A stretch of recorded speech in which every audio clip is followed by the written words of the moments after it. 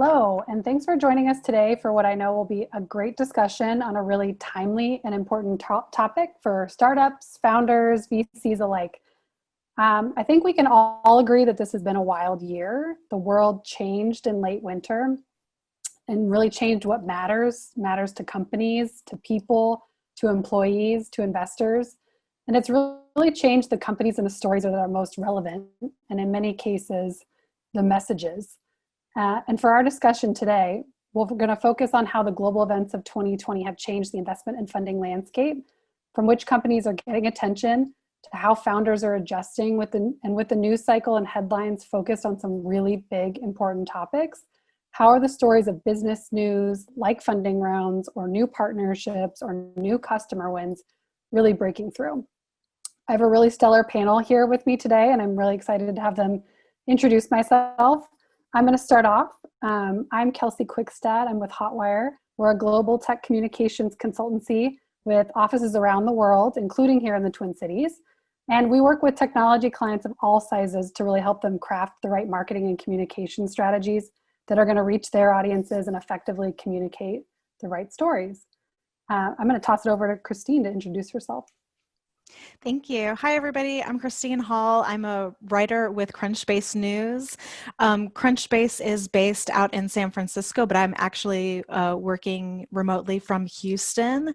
I have been a reporter almost 20 years now. I started off my career at the Houston Business Journal, and then did some freelancing, and then dabbled in some healthcare innovation writing for the Texas Medical Center down here in Houston.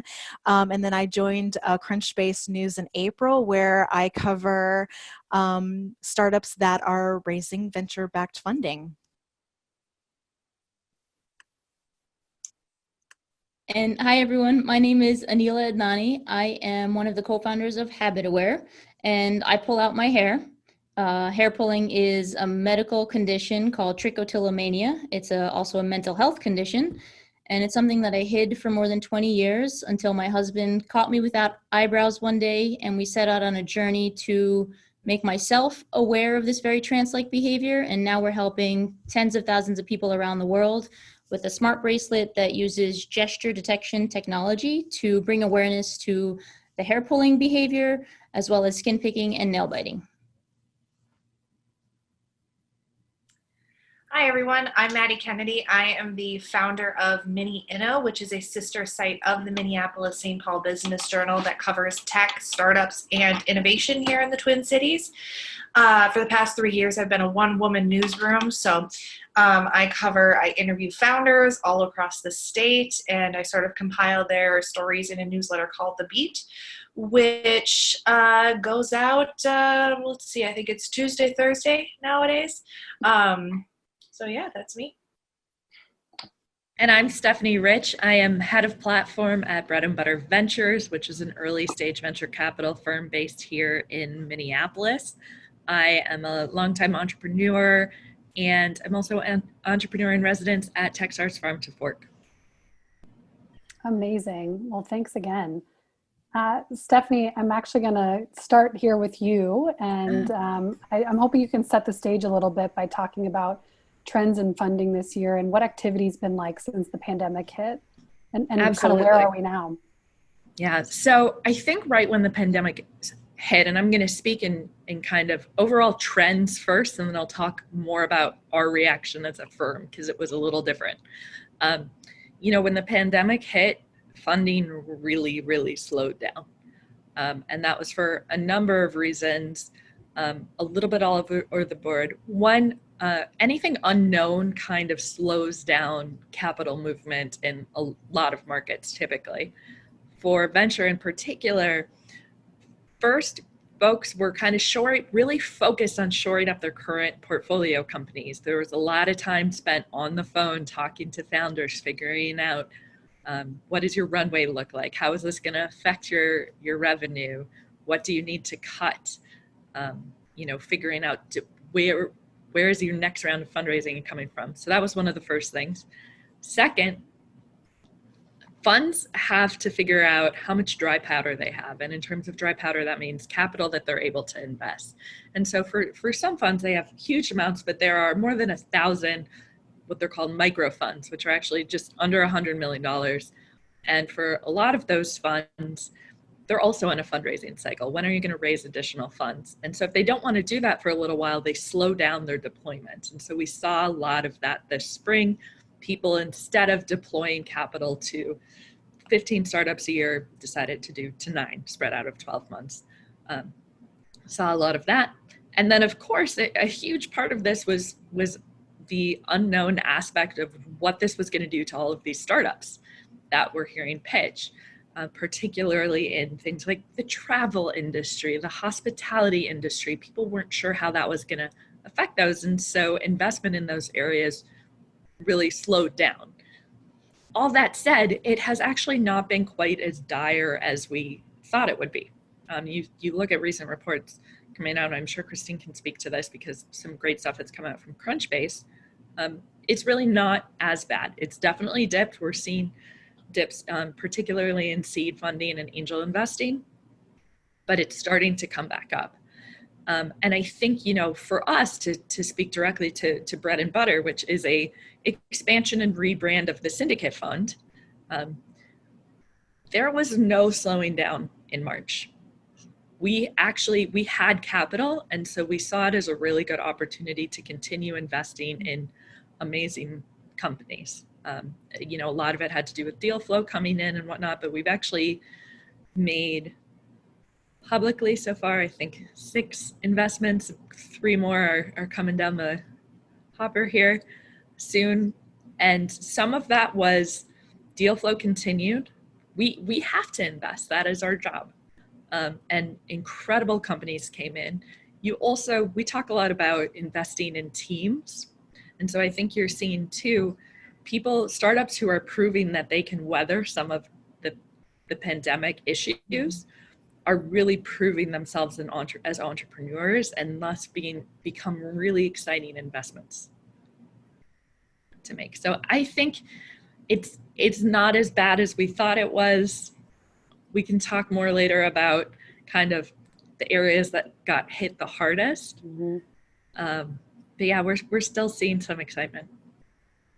That's great. Aneeda, I'm wondering if that resonates for you as a co-founder, as a startup founder, in terms of what you were experiencing in conversations over the past couple months. And I know that your business took a bit of a pivot. Stephanie talked about a lot of founders were reevaluating their businesses. Can you talk a little bit about your decision and how you shifted? Yeah, so I think I do echo a lot of what Stephanie said in terms of in March, there was a bit of a slump, consumer-wise on our end. I think, like you said, pandemic breeds uncertainty and people kind of were playing that wait and see game. But things sort of started picking back up, and with the pandemic itself, everyone started talking about, okay, how do we protect ourselves from this virus? And one of the big things was don't touch your face. And that's what we were already helping people do when it came to skin picking. And so we did a sort of quick marketing pivot, if you will, to reposition Keen, our smart bracelet, to help people stop face touching and help people sort of combat that how am I going to not get this virus sort of situation. And then we also really were tapped into our Keen family, our customer base, and watching what they were saying, what they were doing, what was happening in the community. And like I said, pandemic breeds uncertainty, which breeds anxiety. So we were doubling down on body-focused repetitive behaviors, which is the umbrella mental health condition, not just in sales, but also pushing to get more active on social media to create this connection, because now everyone was sort of in shelter in place and you're stuck at home and you're feeling even more isolated than we probably already were feeling. It's like so much more pronounced. So we started doing Zoom webinars and engaging over email. So many people started writing in about the work that we were doing, about our newsletters. And it was really this time that, the whole point of our bracelet is to help people prepare for a moment like COVID so that you have the tools in place to take care of your mental health.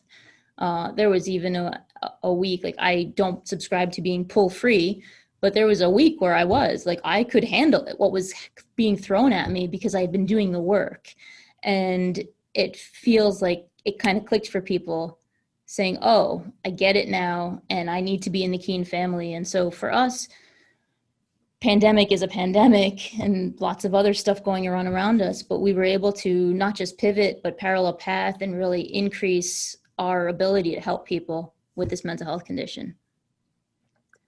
I love how you talked about developing your narrative and changing your narrative really through connecting with your core audience and customers, and really being authentic to the way you were communicating about your product. And Maddy, I know you actually wrote about Aneeda and HabitAware's and Keen's pivot this year a little bit. Can you talk about what really interested you in that story, and why it really resonated, was relevant? Yeah, for me, it was a no-brainer. By the way, this is Ollie. I'm really sorry. He's a very young kitten and needs a lot of attention. I really can't control it. So Ollie and I will answer your question. So it was a no-brainer for me to cover Aneela's story because I looked up the date and it was like March 23rd. I think I wrote that. And so at we were still trying to figure out what was going on, how this pandemic was going to affect us, how it was going to affect the startups that we were covering. And so I remember in those first couple of weeks just rapidly emailing as many people as I could, saying like, what does your workday look like now? What's going to happen to your company? What's going to happen to your customer base? And HabitAware was one of the companies early on that seemed to sort of have like a plan and sort of like a new purpose in the pandemic. And it was a really interesting, it's really compelling story about how a company can sort of change, very slightly to sort of not just survive but thrive during COVID-19. So yeah, absolutely was an interesting story for us to cover.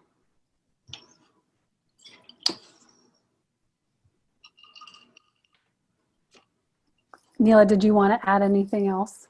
I wanted to just add, so just touching on that, so during this time we from the more on the funding side of the question, we're not actively raising funds right now, but during this time we actually have a research grant with the National Science Foundation.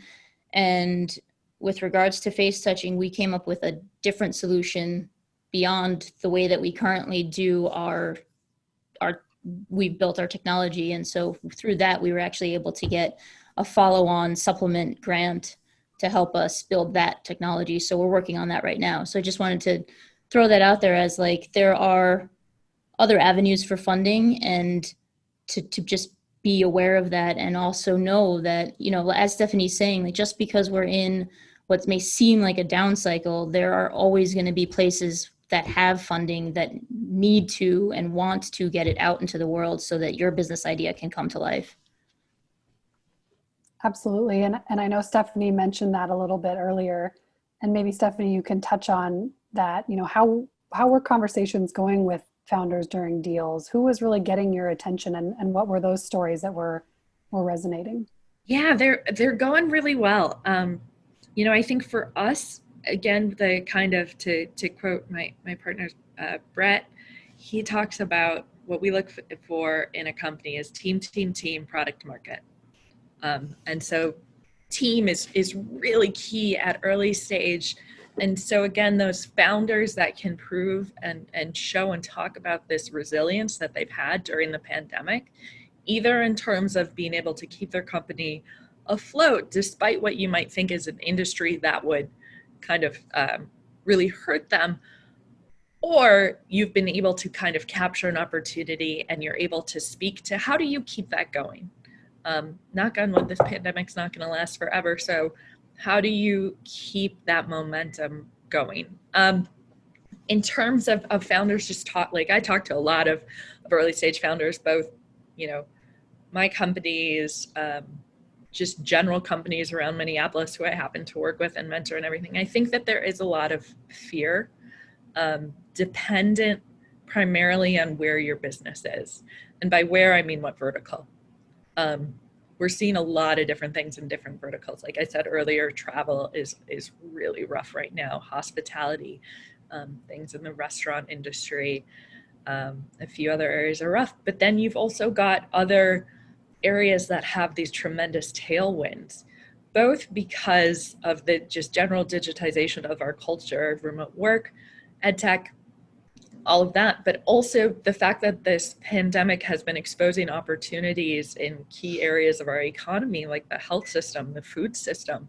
We're seeing all these opportunities, and so that's where we're getting really excited, is as we meet founders who are able to kind of ride that tailwind with a view towards being long lasting, right? And Christine, I know you started at Crunchbase in April, kind of right, middle of the pandemic. And I would really love to hear about kind of your first couple days. What was it like coming to a newsroom that was so focused on startups and some of the businesses that were most impacted? Yeah, it was very interesting. Like Stephanie had mentioned, I think we, and Maddy mentioned this too, I think that we were figuring out what the impact of this was going to be. And so it was very interesting. We thought everything was going to slow down and that there weren't going to be many stories to report on in terms of people actually raising funds.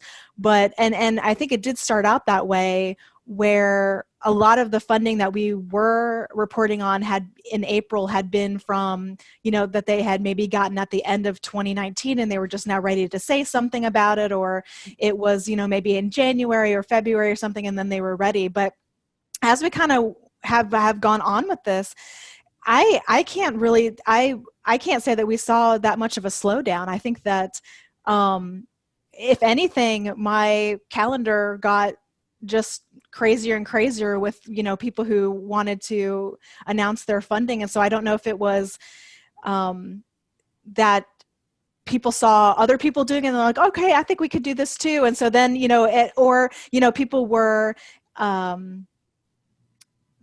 actually getting funding, or the investors were warming up to having to do things virtually. And so it was, once that happened, everything kind of, the floodgates opened. But, I think it's really nice to see that despite some of the things that are going on, we're still seeing companies raising funding. And especially, as kind of Stephanie said, there has been a lot of opportunity that we're seeing in terms of like in healthcare, or people trying to help restaurants get back on their feet, things like that, it's been really exciting to see all of these new innovations that, everybody has said. If you talk to anybody, they're going to say, they've said that this pandemic has opened up just so many opportunities for innovation, all over any industry, any vertical. That's kind of what we're seeing. Absolutely, which is exciting. And Maddy, would you say that was kind of your same experience in terms of, even the volume of pitches you got, or people willing to have conversations with you, and how did your reporting shift? Yeah, so locally things were a bit different. I've read the national reports, and I know that really things haven't slowed down much at all. Like Stephanie said, at first there was sort of that pause where everyone's like, how are we going to be okay? And once they figured that out, things sort of picked back up again in May. But at the end of Q2 here in the Twin Cities, as I was sort of looking at the numbers, I noticed that funding had at least, on my end, maybe it sounds like there's a lot happening on the deal side right now, but at least from my end on things being announced, I noticed a definite slowdown in fundings here in the Twin Cities. It's usually pretty slow in the first quarter here, but things pick up in the second quarter on average. And I did not really see that. I saw a handful of companies raise funding, and it was generally a smaller amount. In terms of the larger deals, we still saw them from the medtech companies, which is pretty predictable. They kind of lead the way here for things in the Twin Cities. But in terms of smaller companies landing funding, I did not really get a lot of that. So on my end, locally in the Twin Cities, funding stories have slowed, but sort of like like Christine said, things haven't really slowed down in terms of pitches. There's just a lot of people like Aneeda and HabitAware finding innovative ways to sort of help people through the pandemic. So in terms of stories, things stayed very, very busy, and I was able to cover some really interesting things. And yeah, some people got really lucky with the time they launched their business. I wrote about an early stage company a while back. It was two guys, and they had just launched like a commercial cleaning company like at the start of the pandemic, and they started raising they just started getting a ton of interest because people wanted their offices to be sanitized so employees could go back to work. So there are some people, of course, in the healthcare field, but in other like random spaces that are really riding the tailwind of this pandemic. And so that's been really interesting to report on those stories. I like how you say some people got lucky in the timing of launching their business. And I know, there's always a balance, I think, too, and especially how you're communicating. And Christine, I wanted to ask you, it feels like at these times, like Maddy said, where founders might be feeling a bit opportunistic about what's going on in the world and not wanting to come off that way and really wanting to be, authentic. But know that there's an opportunity for them to be in the current news cycle. Can you talk a little bit about what you've seen either go well, go poorly from your perspective, and how people are effectively communicating their value right now? Yes, that was something that right at the beginning we discussed, because we were seeing a lot of pitches come through where they were saying, oh, because of COVID, I've been able to do X, Y, Z. And we were discussing how do we effectively do this without making it, as you say, sound opportunistic. And so, I think that as time has gone by, I think that it's now a given that most companies they want to help out people, and you can tell that by, what they're doing. And so I think that they might sound opportunistic, but actually they're just trying to help. And so I think that they're trying to find a way to, pivot as Aneeda did, which I think she did a really good job of, tying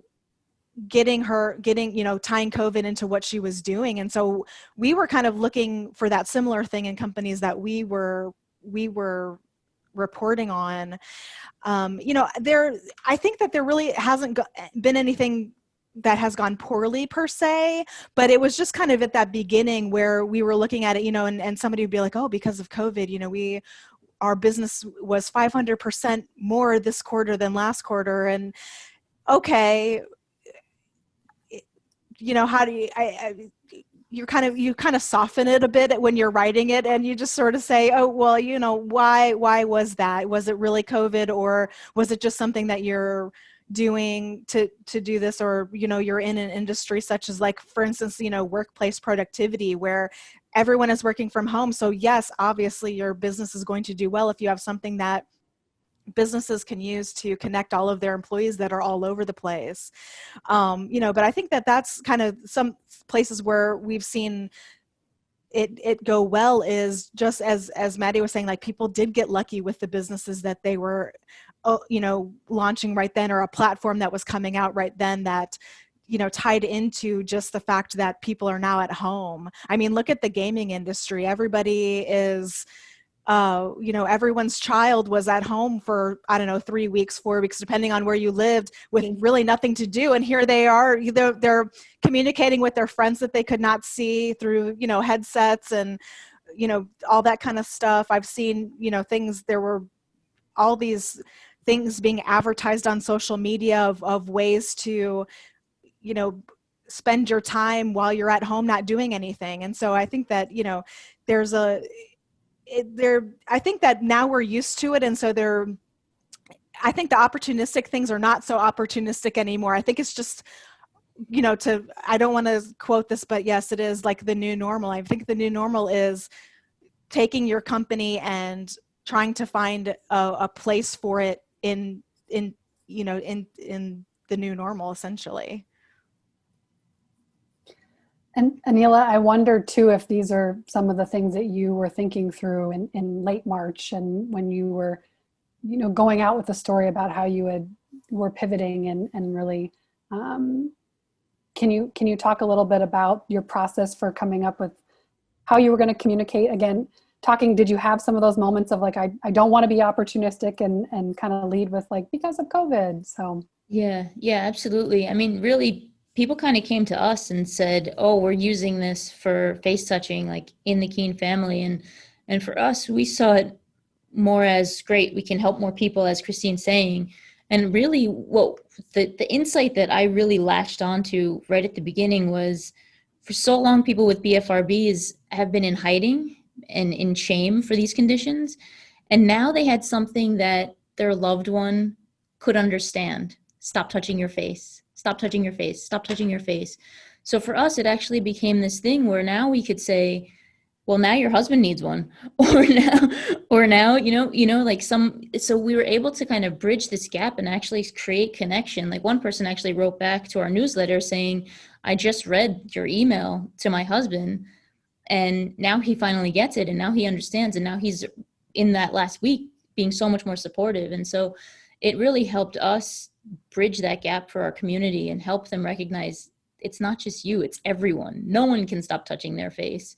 So that was really almost just luck, like we're talking about, right? I mean, building a business is 90% hard work and 90% luck too. The math doesn't add up, but it's true. It's so, yeah, I mean, we're living in a new normal. We have to adapt. New normal is now normal. And so we were able to kind of break into, being from a niche product for a specific BFRB community, which is not small by any means, but now a little bit more mainstream in the sense of now with this pivot. Christine, you mentioned too that, you're saying that a lot of companies are going to be needing to, instead of seeing it as opportunistic, just going to be needing to communicate how they're relevant because it truly is a new normal. Stephanie, do you have examples or ways that you're thinking about this or working with the companies in your portfolio about really communicating this? Yeah, I think again, it's just keeping in mind being positive people, not coming off as being opportunistic. And we haven't really had a huge problem with that, because at the end of the day, as a few of my fellow panelists have said, people, they're good people who legitimately want to help. And so working with them to frame it clearly, directly, and really tell their story about the role that they're playing is I think where I come from. And we've luckily had and worked a lot with Maddy this summer on a couple of stories, which has been awesome, because I always relax when I know she's going to break it, because it's going to be well written. And I think what we've done is just told our story as Christine was saying, it is the new normal. We pretty much act normally with a lens towards being good people and not coming across as being vultures, because we're not, and because our companies aren't. So it's relatively easy. That's probably a cultural thing with me. Just coming from New York and living here, and Minneapolis is home. It's definitely a cultural thing where, the value system is just very different here. And so I think that's why we all sort of see what we're seeing. I think you're right. And Maddy, I know you especially too have been really ingrained in the startup scene and got to know a lot of these founders in the Twin Cities. What would you say is so special about here? Aneela just said Minneapolis is home, and where do you see the biggest opportunities? Sure. Yeah. Well, I'm inherently biased because I'm born and raised in the Twin Cities. I did go to Marquette, Milwaukee for college, and I did a stint out in Pittsburgh. But I've done the bulk of my business reporting here in the Twin Cities. But what I've heard from people throughout the years is, there's a few things that everyone mentions. The cost of living is lower than on the coast. We have, really amazing colleges like the University of Minnesota that always pull people here. And then of course there's like the quality of life, we're so close to the lakes and all that stuff. And all of that is very real and important. But at the same time, there's some intangibles that I've noticed that I didn't think I was going to come across when I started here. When I got this going in 2017, I basically just kind of started reaching out to people saying like, hey, this is what I'm starting. Do you have time for like coffee for like 20 minutes? If not, it's okay. I'm sorry I emailed you in the first place. But no, it's like everyone was super friendly and excited to help. And there was even between like, VC groups and startup supporter organizations in the Twin Cities, there isn't really any competition that I could see. Everyone really works together, which is sort of the benefit of being in a smaller ecosystem like the Twin Cities. It's extremely collaborative. People want to grow. People want to help. And so I had a lot of people take me under their wing and say like, oh yeah, that's awesome that you're starting this. Let me introduce you to a few other people that would be interested in helping you out. And in a few years, I tried my best to return the favor. I took a lot of meetings with founders who had just kind of moved to the Twin Cities, and they're like, so what do I need to know? And I think that's really unique in the Twin Cities, that you can just sort of reach out to people. And I haven't met a single person. I mean, of course, sometimes people are too busy in that moment, but I've never met anyone in 3 years of the hundreds of entrepreneurs and, VCs that I've talked to that no one's just been like, no, I'm not going to help you. Everyone is really, really collaborative. Of course, the Twin Cities is not perfect. One of my favorite stories that I've written in the time of the pandemic was about founders of color and how they struggle to locate funding here in the Twin Cities. There's always the saying of like Minnesota nice, but there's another saying that I've heard, and I think this is true. It's like Minnesotans will give you directions anywhere except their own front door. I don't think that's true for everyone, but I think it is true. People want to be nice, and so they'll say, oh yeah, we'll help, but then it doesn't really materialize into anything.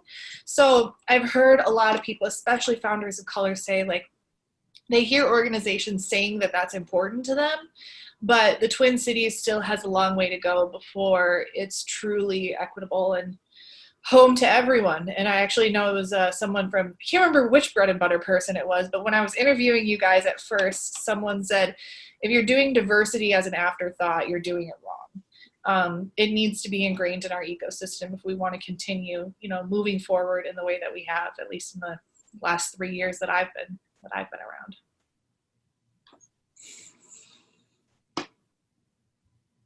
Well said. Yeah, that was fantastic, Maddy. I want to give everyone else on the panel too an opportunity if there are any kind of last comments, or if you're thinking about, everyone watching today and wanting to leave them with that one takeaway. So we're talking about just startups in general. Tell your story. Like, don't be, my background is a lot of marketing and publication stuff, and reach out to reporters, pitch them. The worst that can happen is they don't cover you. Oh well, just try. And so I would really encourage folks to just try and really be thoughtful and think about how you can share yourself and your company with the world. Yeah, I'd piggyback off of that and just say, whether it's a venture capitalist or a journalist or a research grant reviewer, you're trying to get them to buy into your story and your goals, and to kind of mash up what Maddy and Stephanie said. It's all about sharing your team and your plan and your purpose, and getting that and showing why it's so important that the work you're doing is important in terms of the impact and why it matters and who it matters for. And I think that's, part of the reason why Habitaware has been so successful in building relationships with folks across all of those, groups, is because of that, is because we're not afraid to talk about what we're doing. And I think people want to support and be part of this mental health movement and amplify it. So it's very important tell your story, get people to understand why this is the thing that you've chosen your life to do, right? Yeah. I'll just add on Aneela's thing really quick. A lot of people say we'll talk about how to get coverage. And, Aneela probably better than anyone just like keeps me updated on what's happening with her company. A lot of times journalists, we're not scary people, just send us an email, tell us what you're working on. You don't need to approach us like with your entire pitch deck and 5-year plan and everything like that. Like Stephanie said, just tell your story. And like Aneela will just email me and say like, hey, we're working on this. I'm like, oh, great. I'd love to write about that. So if more companies did that, there's a good chance they'd get more coverage. Yeah, absolutely. Just to kind of piggyback on what everybody's saying, which has been great. I mean, yeah, I think, founders need to really consider kind of the so what. And, when you're talking about your new funding or, whatever you're pitching, definitely, in your email, say, why does this matter? And I think too, even if I know that you might be nervous to approach a reporter, but even if we can't write about you right then, we keep you in mind for other stories. So, maybe we can't write about you that day, but maybe a month or 2 months from now, somebody else approaches us with a big overall trending story, and we're like, wait, I remember this company that came to me a while back, and you've got that email and you go back to it, and you might end up in a even nicer story than just saying about your funding, or they might catch up with you and at that moment and talk about stuff that happened, maybe that product that you launched the 2 months ago that you were trying to get coverage for. So just keep trying. There's always an opportunity to be included somewhere. And I know, especially with clients that we've worked with too, if they're even just starting out, there's oftentimes that struggle of like, what do I talk about? And I think that so often, your company story is also your story and why you started it and why you came to, bringing the solution or product or whatever it is to life too. So if you don't know where to start with why you did it. I think that's always a good piece of advice too. All right. Well, I want to thank you all so much for being on this panel today. I think it's been great. Thank you for all of your time and your really thoughtful responses that you've provided. And thanks to everyone for tuning in.